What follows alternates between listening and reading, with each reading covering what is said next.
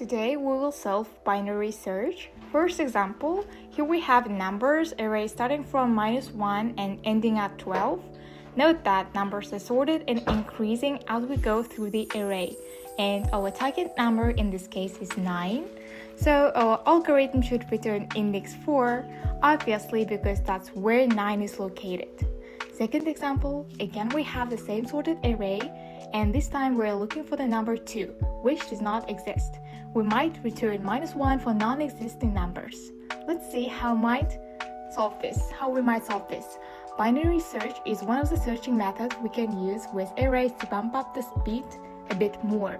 The whole concept of binary search is meant to optimize the time complexity of our search from the usual linear search with O(n) time complexity to binary search with O log n time complexity. The workflow of how it works is super interesting because unlike a typical iteration over an endless array, which translates to O(n) time, binary search does it much faster.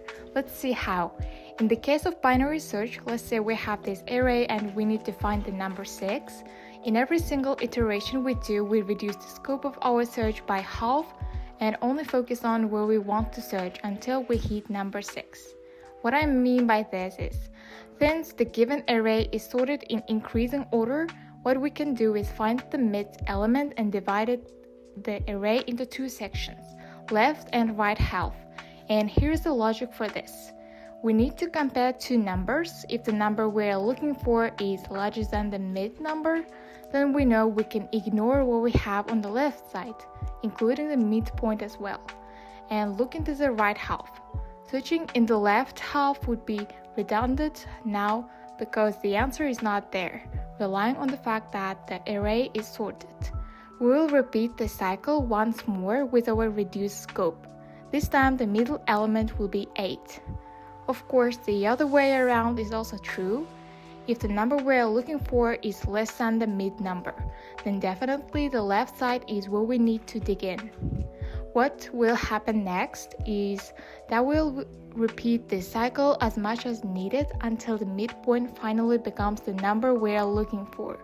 In this case, we only need to do it one more time. We're left with two elements. If we need to find midpoint, we get 6.5 on which we apply mass, floor, and brackets to get number 6. By the way, in the 6 and 7 we used here are the indices of the 6 and 7th elements in the array. I specifically choose the number range between 1 and 10 to match the indices within the array.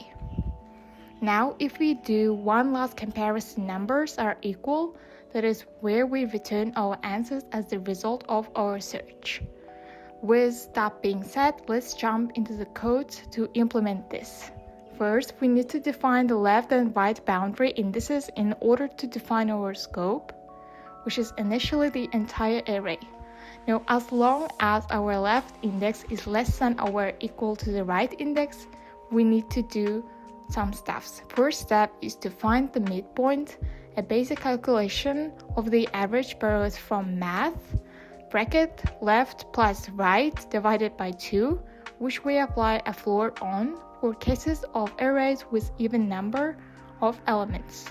Then we check if the element at the mid index is the element we're looking for, the target value. If so, we just return the index because that's our answer. Now we need to handle the case where we search in the left half of the array. Remember that was the case when the target value we're looking for was less than the mid element. If so, we ignore the right half and narrow our focus to the left half by updating the right pointer to 1 below the midpoint. Otherwise, we search for the right half by updating the left pointer to 1 above the midpoint. Please note that this logic runs inside a while loop. We keep doing this as long as the left pointer is less than or equal to the right pointer. At the end, we return -1 for cases where no match is found. Now, let's jump into the time and space complexity.